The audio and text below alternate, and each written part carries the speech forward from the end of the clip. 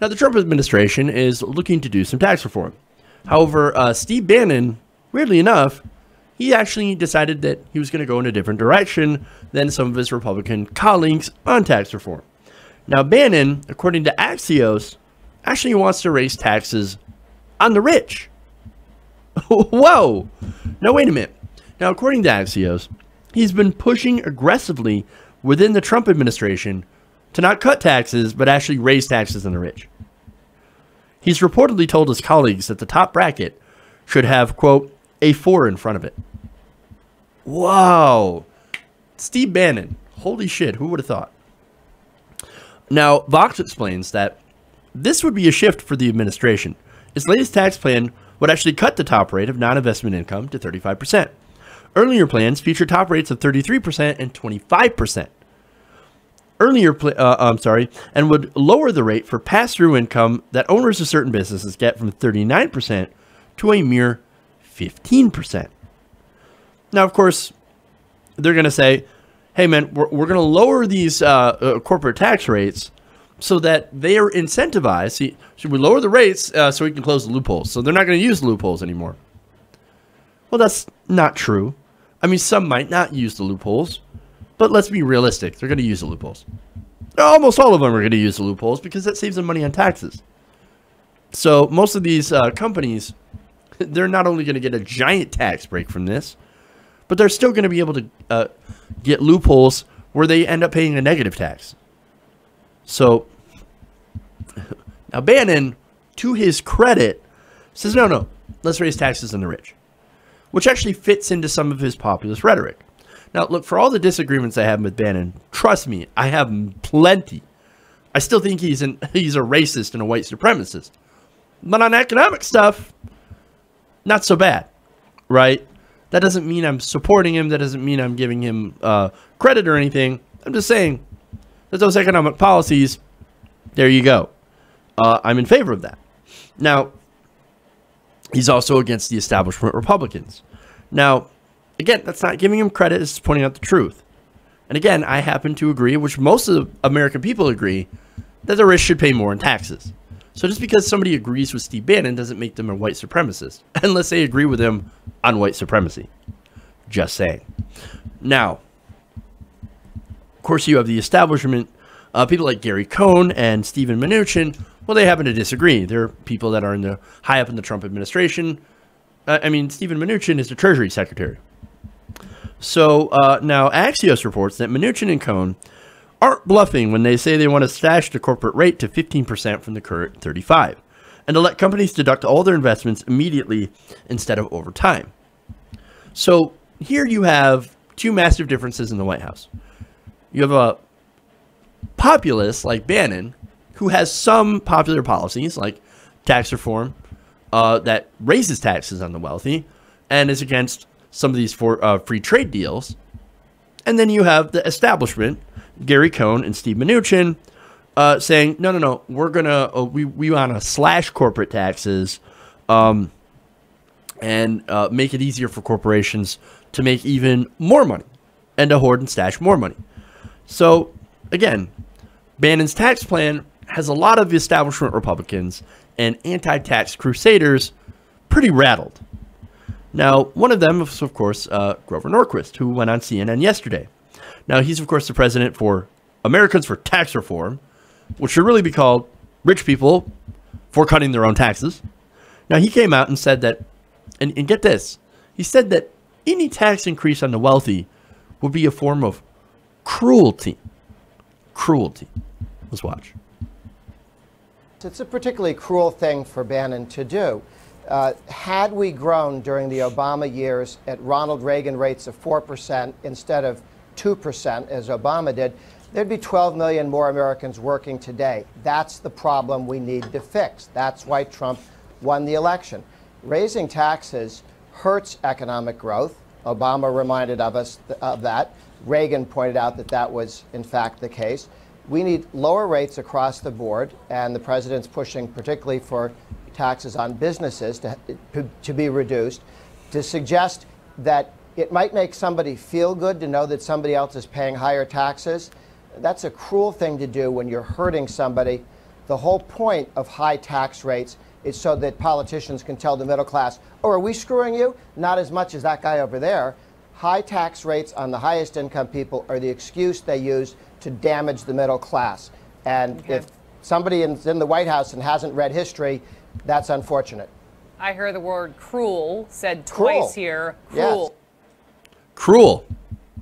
Look, I couldn't help but notice Dylan Radigan over there. Just like, I can't wait to kick your ass. Now, look. Oh my God. It's just so incredibly cruel to ask rich people to pay a little bit more, even though they're still going to be massively rich. Cruelty, I say, cruelty. That's the Grover Norquist position. That's amazing. Now, look, he says, man, if you raise taxes on the wealthy just a little bit to 40%, oh dear God, it could be even 45% or 49%. Holy shit. Well, how's that going to hurt the rich if they're still rich? If you're a rich person, how are you going to hurt from paying a little bit more in taxes? See, I don't think he understands what hurting actually means. See, hurting is when you can't pay your student loan bill without actually having to skip meals. Hurting is when you can't afford health insurance because you don't make enough to afford health insurance or to pay your deductibles or whatever, but you make too much for the subsidies. Okay? And there's a lot of people that fall into that hole. And nobody's looking out for them. Hurting is when you're a single parent that can't afford childcare, but you still need to work to pay the bills. That's hurting. Now, as far as cruelty goes, let me show you an example of a couple of things that are cruel. For one is cutting Medicaid by $800 billion in order to cut taxes for wealthy people. How about throwing 22 million people off their health insurance? Or cutting food stamps, or cutting Meals on Wheels, or Pell Grants for low-income students. That's cruel. That's real cruelty. Now, I don't know if you know this, but I have it a good authority that rich people actually have it pretty well. Paying slightly more in taxes, which, by the way, any tax increases would largely be progressive and be marginal. Now, marginal tax rates, and they never talk about this, and it doesn't get covered enough. Because, like, I see comments all the time like, oh, Bernie Sanders wants you to pay 50% of your taxes. He wants to take 50% of your money. No, that's actually not true. There are things called marginal tax rates, where if you make a certain amount, or you make over a certain amount, anything over that certain amount is taxed at the new bracket, at that new percentage.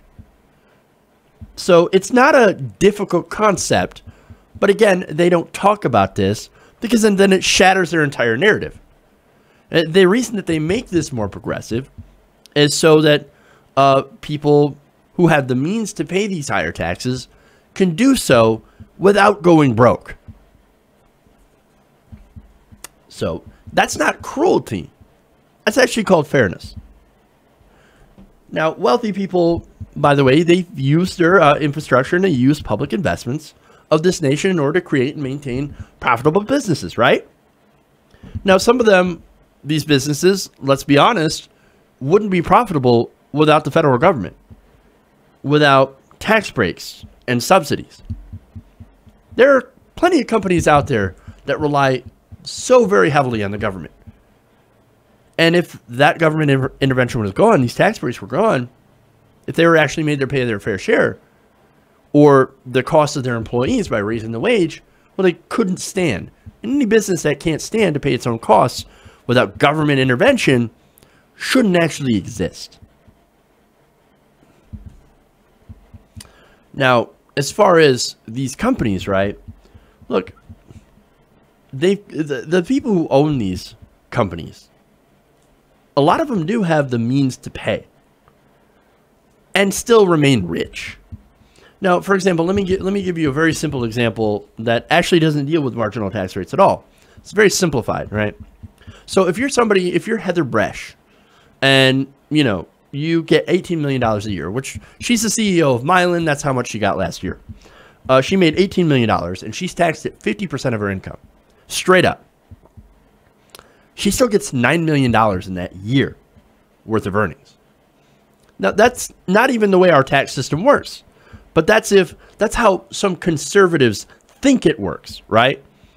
Even in that scenario, $9 million. You're incredibly well off even paying that amount of taxes. Now, middle class people, they're the ones that are getting screwed over, not the rich. Now, and definitely not the corporations that have concentrated most of the wealth in this country. That wealth has not been trickling down to the average American. It hasn't created more jobs. Now, Grover Norquist is out there saying, oh, but if you tax people more, we're not going to create jobs. If you go back to the Reagan, where we had 4% growth, Reagan raised taxes 11 times. His great tax experiment failed. He blew up the deficit, and he had to raise taxes. And you know what? Under Reagan, taxes were actually higher than they are now on corporations. His own example is so incredibly flawed. It's hilarious. So, yeah, it's ridiculous. And look, if you want a good example of what cutting taxes at the bone can do to a state, for example, well, let's look at Kansas. Kansas is a great example. They recently had to raise taxes because their tax cutting plan was an abysmal failure. Now, look, they originally, Sam Brownback gets in office. He's like, okay, we're going to cut taxes. We're going to do the grand Republican experiment where we cut taxes to almost nothing, especially on corporations and the rich, and then we're going to see amazing growth. Now, what happened? The complete opposite. They blew up their deficit. They had to cut education to the bone because they couldn't afford to fund it. And the Republicans there had enough. They're like, okay, we're going to do some tax increases. We've got to raise taxes. We've got to raise taxes. And that's what they did. They overrode Sam Brownback's veto. Because cutting taxes down to nothing doesn't work. It doesn't actually create growth. So Grover Norquist is factually wrong. We have proved him wrong. And yet he still goes on TV and just spreads this complete bullshit. Now look, cutting taxes in some situations, I'm not saying, no, we got to raise taxes in every situation. No, you have to take a smart approach. Lowering some people's taxes in certain situations actually does have a stimulative effect. However, after a certain point, tax cuts, just like anything else, can provide diminishing returns. You have to have the right balance of taxes. You have to have the correct rates. And that's what you get with a progressive tax system, where the rich pay enough to still be rich, but more than anyone else, and the money goes to making sure society functions and takes care of people that need to be taken care of. But Grover Norquist, look, the guy shouldn't be taken seriously. Nobody should take Grover Norquist seriously. Why? Because he's nothing but an ideologue. He is an anti-tax zealot. He's an extremist with an incredibly flawed ideology that can be proven wrong. Look, for example, a report in 2012 from the Nonpartisan Congressional Research Service found that, contrary to Grover Norquist saying, oh my God, if you cut taxes, there's going to be more, there's going to be a lot of economic growth, there's going to be a lot of jobs. Well, that study found that there was no link between top tax rates and economic growth over the past 65 years.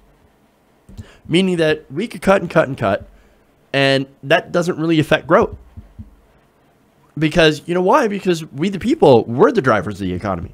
When regular people have more money, we spend it. When rich people have all the money, well, look, they can't really do a whole lot with it once they bought everything that they need. They'll buy some luxury goods here and there, have a car collection, whatever, big condos. But most of that money, well, they got to end up hoarding it because they literally have too much that they can spend. There's a certain point of where you get so rich and have so much wealth that you're like, fuck, man, what do I do with it? I'm out of things to buy. I've already bought everything that I want. I guess I'm just going to store my money in the bank. It's amazing that people don't get that concept. They're never going to be able to spend it all. Not enough to float an entire economy. That's why we have to tax it, spend it, and put it back into the economy. This whole thing isn't about being cruel or trying to punish the rich. is to put it back in people's pockets and to put it back in circulation when it can actually do some good, when it can actually help the economy. For all the major problems of Steve Bannon that I have, he actually understands this. Now, unfortunately for us, this is not a fight that he's actually going to win within the administration. Just like everybody else that is trying to go for tax increases, he has the entire establishment against him. Trump, Cohn, Mnuchin, Ryan, Priebus, they're all sitting there like, raise taxes? What are you talking about? No, we're here to eviscerate the tax rate. Because that's what our donors want.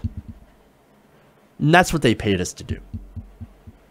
So, very, very unlikely that the Trump administration is going to be moving in this direction.